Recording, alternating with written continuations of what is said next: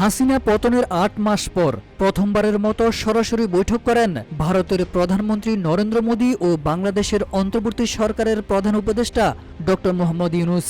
গত বছরের ৮ই আগস্ট ড ইউনূস অন্তর্বর্তী সরকারের দায়িত্ব গ্রহণের পর এটি ছিল প্রতিবেশী দুই নেতার প্রথম সরাসরি সাক্ষাৎ।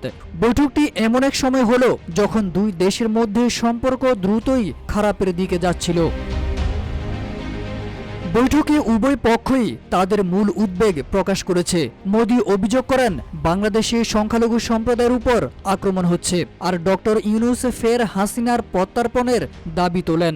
বাংলাদেশ এই বৈঠককে খুবই গঠনমূলক ও ফলপ্রসূ বলে আখ্যায়িত করলেও ভারত জানায় সব দ্বিপাক্ষিক ইস্যু আলোচনার মাধ্যমে সমাধানের উপর দুই নেতা একমত হয়েছেন। বহুল প্রতীক্ষিত এই বৈঠকে আশা করা হয়েছিল দুই দেশের সম্পর্ক উন্নয়নের পথ তৈরি হবে, কিন্তু সেই আশায় পানি ঢালল ভারত নিজেই।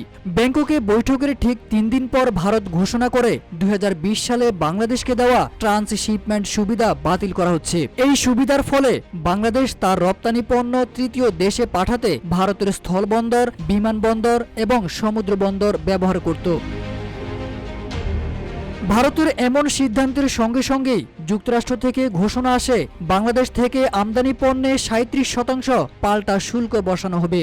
ফলে অনিশ্চয়তা পড়তে পারে বাংলাদেশের অর্থনীতি। অন্যদিকে ভারতের বন্দর ব্যবহারের সুযোগ বন্ধ হওয়ায় বাংলাদেশের দক্ষিণ পূর্ব ইস্ট এশিয়া, মধ্য এশিয়া ও ইউরোপে রপ্তানি বাণিজ্যে মারাত্মক প্রভাব পড়বে। এর ফলে অনেক গার্মেন্টস কারখানা বন্ধ হওয়ার ঝুঁকিতে পড়তে পারে। বেকার হয়ে যেতে পারেন লাখ লাখ শ্রমিক।